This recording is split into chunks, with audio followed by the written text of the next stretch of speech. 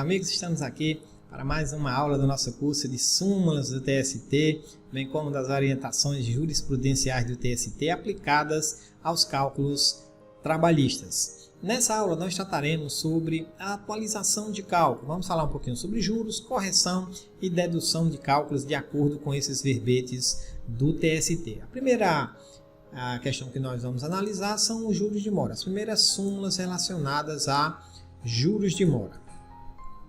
Então nós vamos entrar aqui, filtrar o primeiro desses verbetes é a súmula número 200, que tem a seguinte redação.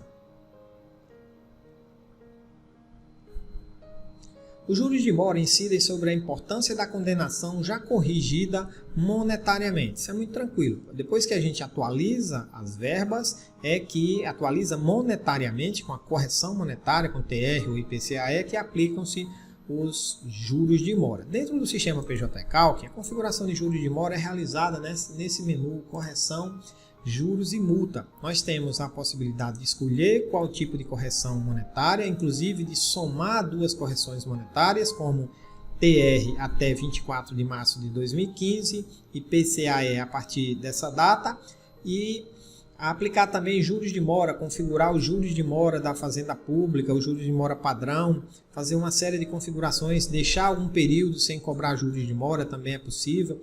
E aqui na parte de dados específicos nós temos a possibilidade de ver a aplicação de algumas regras relacionadas à correção monetária e juros de mora, as custas processuais, a previdência privada e a contribuição social, inclusive Selic, toda essa configuração.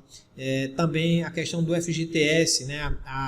As alíquotas de juros do FGTS, se você entender que deve ser aplicado os juros da Caixa Econômica Federal, você também tem essa possibilidade de configurar aqui. Nós tratamos sobre isso, sobre juros de FGTS, numa outra aula.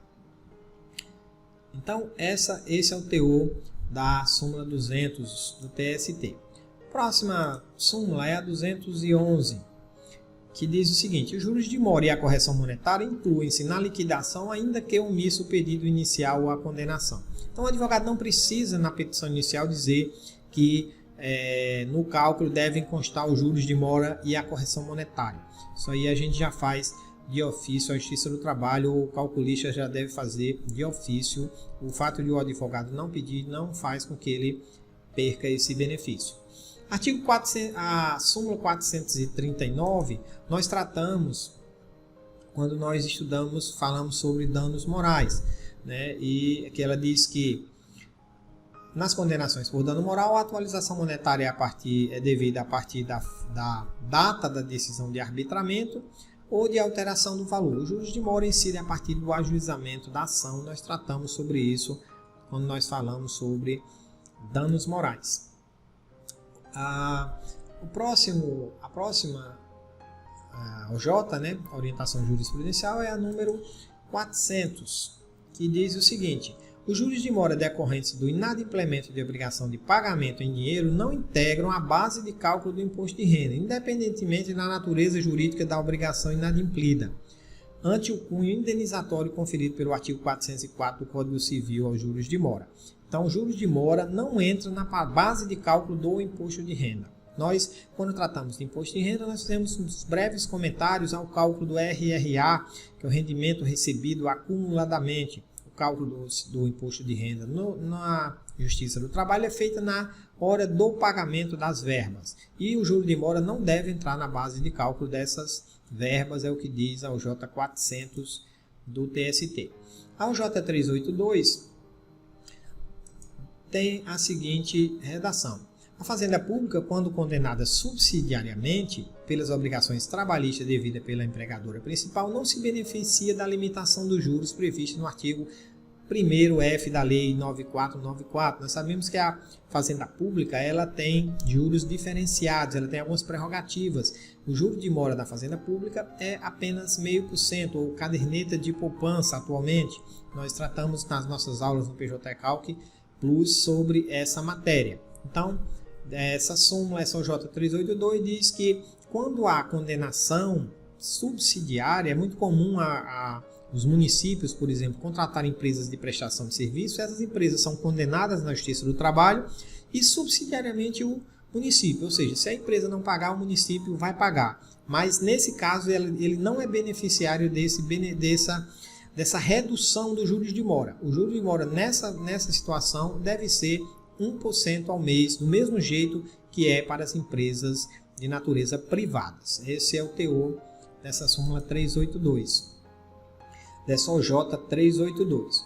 Voltando aqui no nosso curso, vamos ver qual é o próximo assunto tratando dessa questão de atualização de cálculo, correção monetária. Vamos ver quais são as principais súmulas que tratam de correção monetária.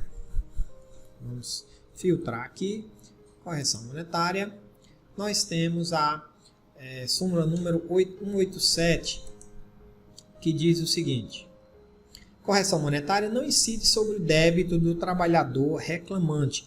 Essa situação aqui não é aquele caso em que o empregado recebeu, por exemplo, o seu 13º salário, alguma parte da rescisão. Não é que o empregado, quando receba a sua rescisão, não deva ser atualizado o crédito dele. Isso aqui é quando o empregado tem uma dívida para com o patrão que não seja de natureza salarial, que não seja de natureza de verba rescisória. O empregado pediu um dinheiro emprestado para o patrão. Então, esse crédito ele não deve ser corrigido monetariamente. É isso que essa súmula 187 traz para a gente. Súmula 304, falando ainda de correção monetária.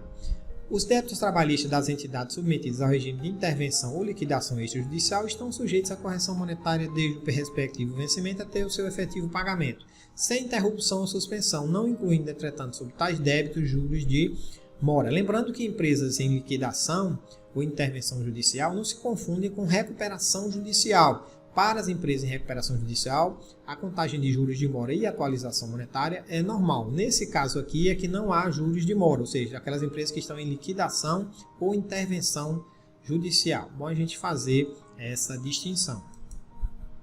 A próxima aqui é a súmula 381 do TST. A súmula 381 do TST, ela tem o seguinte teor: o pagamento dos salários até o 5º dia útil do mês subsequente ao vencido não está sujeito à correção monetária. Se essa data limite for ultrapassada, incidirá o índice da correção monetária do mês subsequente ao da prestação de serviços. Então, essa súmula 381 é em razão dela, também em razão desse entendimento, que na Justiça do Trabalho a gente usa sempre o índice de correção monetária do mês subsequente. No sistema PJ Calc, a gente faz essa configuração na hora da liquidação. Então, se você vier aqui e clicar no botão liquidar, ele tem a opção aqui de você marcar que a correção monetária é a partir do mês subsequente ao vencimento das verbas, porque o empregador tem essa prerrogativa de pagar o salário até o 5º dia útil do mês seguinte. Então, em razão disso, a gente utiliza o índice do mês seguinte também nas verbas trabalhistas. Então, essa é a súmula 381 do TST. A súmula 439, nós já tratamos dela, é aquela que fala sobre juros de mora, sobre danos morais. A OJ 181 tem o seguinte conteúdo: o valor das comissões deve ser corrigido monetariamente para em seguida obter-se a média para efeito de cálculo das férias, 13º salário e verbas rescisórias. Ela está se referindo ao empregado comissionista. Nós tratamos também sobre isso quando falamos sobre o comissionista. As comissões, a média das comissões para cálculo das verbas rescisórias deve ser antes corrigida monetariamente para só depois a gente calcular a média. A OJ 302 do TST sobre FGTS diz: os créditos referentes ao FGTS decorrente de condenação judicial serão corrigidos pelos mesmos índices aplicáveis aos débitos trabalhistas. Também já comentamos sobre isso. Você não deve utilizar os juros de mora da Caixa Econômica Federal. Se você quiser utilizar isso, você pode lançar naquela parte que nós demonstramos aqui sobre correção, juros e mora, juros e multa. Nessa parte de juros específicos você tem essa possibilidade de fazer. Essa súmula, o entendimento é diferente. Então nós tratamos da 302.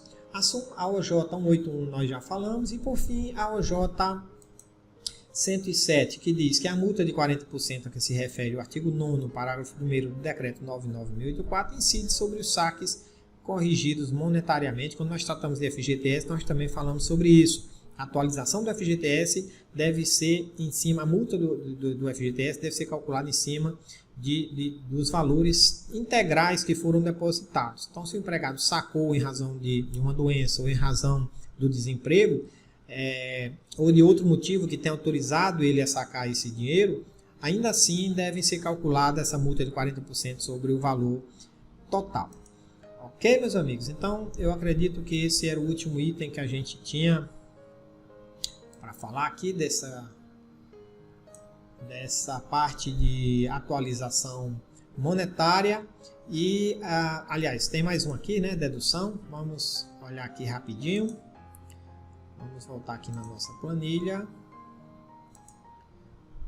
Vamos filtrar aqui. Dedução. Nós temos a OJ a súmula 187, que diz que a correção monetária não incide sobre o débito do trabalhador reclamante, nós já falamos sobre isso. E a OJ 415, que diz que a dedução das horas extras comprovadamente pagas daquelas reconhecidas em juízo não pode ser limitada ao mês de apuração.